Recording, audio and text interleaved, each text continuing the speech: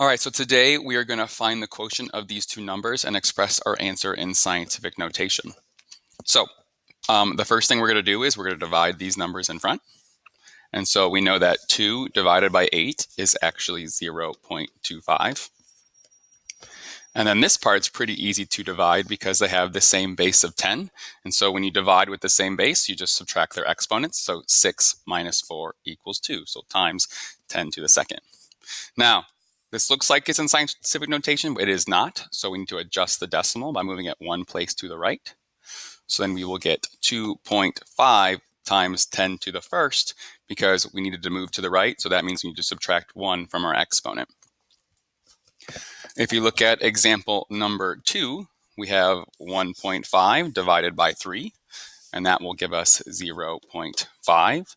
And just like example 1, we are dividing things with the same base, so we can subtract their exponents and get times 10 to the negative 12th. Again, in example 1, we need to put this in scientific notation by adjusting the decimal one place to the right.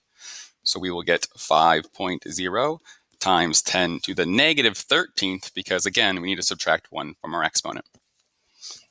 Now remember, in these examples, our numbers are pretty easy to divide in our heads. But whenever you have a difficult problem, you really can just type these into a calculator as long as you follow orders of operations, and you should get the same answer. And we're done.